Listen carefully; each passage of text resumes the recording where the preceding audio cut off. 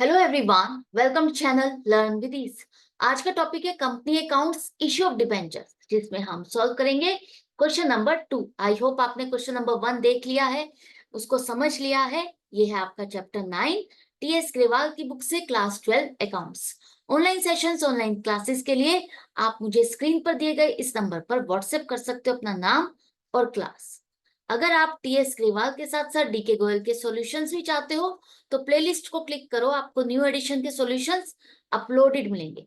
साथ में ही community section में एमसीक्यूज मिलेंगे क्विज की फॉर्मेट में, तो आप बहुत अच्छे से प्रैक्टिस कर सकते हो, अपना एमसीक्यू स्ट्रॉन्ग कर सकते हो।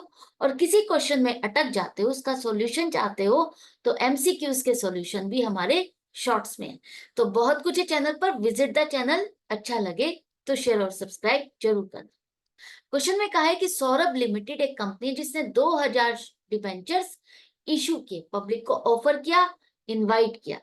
100 रुपए का एक डिबेंचर है, फेस वैल्यू 100 रुपए है, जिसकी डिमांड इंस्टॉलमेंट पर की जा रही है। 25 रुपीज एप्लीकेशन, 25 रुपीज अलॉटमेंट और 50 रुपीज फाइनल कॉल पर डिमांड की जाएगी। जैसा कि शेयर्स पर हम इंस्टॉलमेंट पर डिमांड करते हैं, उसी तरह से शेयर्स कैपिटल है, डिबेंचर लोन है, जिसकी डिमांड भी इंस्टॉलमेंट पे की जाएगी। अब एप्लीकेशन कंपनी को 2000 इशू किए तो पूरी 2000 की एप्लीकेशन मिली, सारा हमने डिबेंचर से लॉट भी किए, पैसा भी हमें रिसीव हो गया, सब कुछ स्मूथली हुआ है, कहीं पर भी कोई गड़बड़ नहीं हुई। आपको बस यहाँ पर जर्नल एंट्रीज बनानी है। तो बहुत ही सिंपल क्वेश्चन है। अगर आप इश्यू ऑफ शेयर्स कर चुके हो तो बस वहां से शेयर्स हटा करके आपको डिबेंचर सीखना है। तो अगर आप वो समझ चुके हो, आपके कॉन्सेप्ट स्ट्रांग हो गए हैं, तो ये चैप्टर आपके लिए सुपर इजी है। अब फर्स्ट एंट्री हमारी क्या बनेगी? जैसे शेयर्स में आप करते थे वैसे ही डिबेंचर्स में यहां पर भी कंपनी को वेट करना पड़ेगा कि कितने डिबेंचर्स उसने इशू किए, तो उस पर एप्लीकेशन कितनी रिसीव हुई। जैसे शेयर्स पर आपका अंडर सब्सक्रिप्शन के केस में, या आपको ये चेक करना होता था कि जो सब्सक्रिप्शन हमें मिली है, जितने एप्लीकेशन मिली है, वो मिनिमम 90% के लिए मिली या नहीं। शेयर्स के केस में आप इशू ऑफ शेयर्स का जितना शेयर कंपनी ने इशू किया उसके 90% मिनिमम उसको सब्सक्रिप्शन मिलनी चाहिए, एप्लीकेशन मिलनी चाहिए, तभी वो अलॉटमेंट कर सकती है। क्या ऐसी कोई कंडीशन डिबेंचर्स के लिए भी है? हाँ, डिबेंचर्स के लिए भी एक कंडीशन है, लेकिन वो सभी अमाउंट के लिए नहीं है, वो बड़ी अमाउंट के लिए है। बड़ी अमाउंट कितनी? 100 करोड़। अगर कंपनी ने डिबेंचर्स इशू किए और उसकी अमाउंट 100 करोड़ बनती है, तो उस केस में सेबी ने, जैसे शेयर्स के केस में सेबी ने लिमिट प्रेस्क्राइब की है 90%, यहां पर भी डिबेंचर्स के केस में सेबी ने ही लिमिट प्रेस्क्राइब की है कि अगर 100 करोड़ या 100 करोड़ से ज्यादा आप वैल्यू के डिबेंचर्स इशू कर रहे हो, तो मिनिमम सब्सक्रिप्शन 75% जरूर से होनी चाहिए। अगर 75% के लिए आपके पास एप्लीकेशन नहीं आती, तो आप डिबेंचर्स अलॉट नहीं कर सकते। तो हमारा तो बहुत छोटा सा इशू है, 2000 डिबेंचर्स है, जिस पर हम एप्लीकेशन पर 25 रुपए डिमांड कर रहे हैं। तो हमें तो पूरी एप्लीकेशन मिल गई 2000 की, तो बैंक में पैसा जमा हो गया। 2000 एप्लीकेशन 25 रुपए के हिसाब से 50,000 रुपीज जमा हो गया। अब bank account debit 50,000 to 9% debenture application account 50,000। यहाँ पर कैपिटल नहीं आएगा आपका, एक बात याद रखना। डिबेंचर्स है तो बस डिबेंचर्स के साथ एप्लीकेशन लिखोगे, और जो नाम है इसका 9%, ये इसका रेट ऑफ इंटरेस्ट है, इसके नाम के साथ ये जरूर लिखना जरूरी है, अदरवाइज मार्क्स डिडक्ट हो सकते हैं। तो आपको ये बात याद रखनी है। अब आप सोच रहे होंगे, जब डिबेंचर्स के केस में मिनिमम लिमिट है ही नहीं, तो हम पहले बैंक में क्यों हम एंट्री कर रहे हैं, हम डायरेक्टली पहले एप्लीकेशन की ड्यू की एंट्री क्यों नहीं कर रहे? आप एक चीज सोचो, आपने कोई प्रोडक्ट लॉन्च किया मार्केट में, और लॉन्च करने के बाद क्या आपको पता होगा कि उसके कस्टमर्स कितने मिलेंगे, आपका वो प्रोडक्ट सक्सेसफुल होगा या नहीं, कस्टमर्स उसको पसंद करेंगे या नहीं?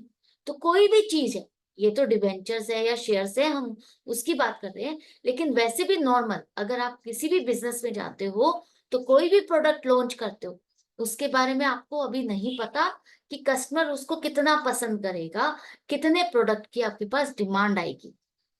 तो आप एक चीज के लिए वेट करते हो, आपने एक इंट्रोडक्शन दे दी कि हम ऐसे ऐसे डिबेंचर्स इशू कर रहे हैं, जिसके लिए आपने एप्लीकेशन दी कि जिसे भरना, जिसे अप्लाई करना है, जिसे खरीदना है डिबेंचर, वो ये एप्लीकेशन भरे और साथ में ये पैसा जमा करे। तो उसी हिसाब से जिसको खरीदना था उसने आपके बैंक में पैसा जमा किया। तो हमारी पहली एंट्री बैंक की ही होगी, bank account debit 50,000 to 9% debentures application account 50,000। इसके बाद अब आपके पास पैसा आ गया, आपके पास श्योरिटी हो गई कि 2,000 लोग खरीदना चाहते हैं, 2,000 डिबेंचर्स ही आपने इशू किए, 2,000 डिबेंचर्स ही मेरे सेल हो रहे हैं, लोग खरीदना चाहते हैं।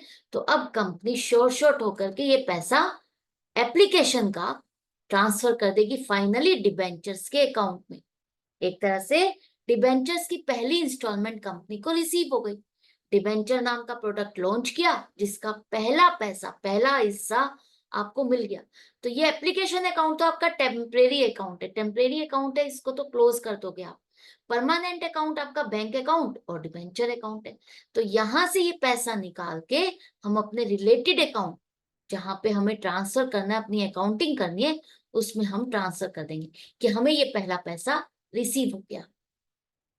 इसके बाद एप्लीकेशन के बाद क्या होता है, जैसे आपका शेयर्स में एप्लीकेशन के बाद कंपनी अलॉटमेंट की तैयारी करती है और अलॉटमेंट के लिए वो नई इंस्टॉलमेंट का पैसा डिमांड करेगी।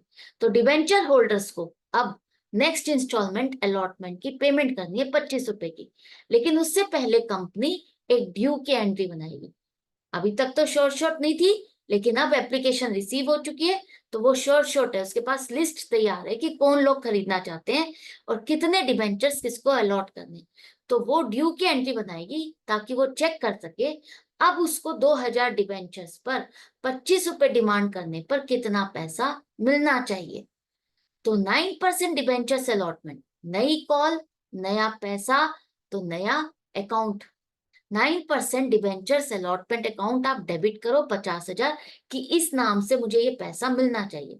और जैसा कि मैंने हर बार आपको बताया है शेयर्स के केस में भी, कि कंपनी ये मान के चलती है कि उसको ये पैसा पूरा मिल जाएगा, पहले ही ये पैसा हम डिबेंचर्स अकाउंट में ट्रांसफर कर देंगे टू 9% डिबेंचर्स अकाउंट 50,000 कि हमें ये पैसा रिसीव हो गया है।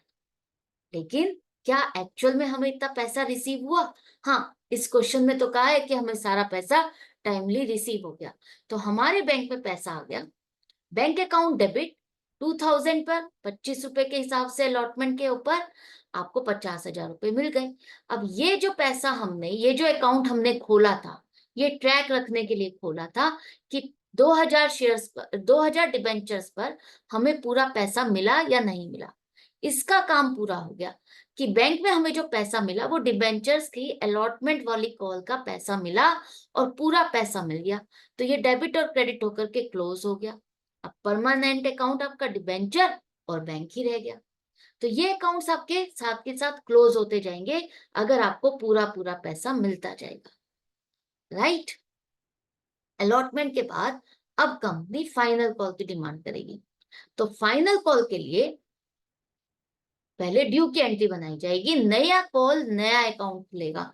9% debentures first and final call account debit करो, क्योंकि कंपनी ट्रैक रखना चाहती है कि अगर अब वो 50 रुपए डिमांड करेगी तो उसको कितना पैसा मिलना चाहिए, 1,00,000 रुपए।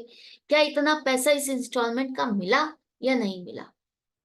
तो ये 9% debentures first and final call account को आप डेबिट करो 1,00,000, और कंपनी मान के चलती है कि पैसा पूरा आ जाएगा, तो 9% डिबेंचर्स अकाउंट को आप क्रेडिट करो 1,00,000, राइट।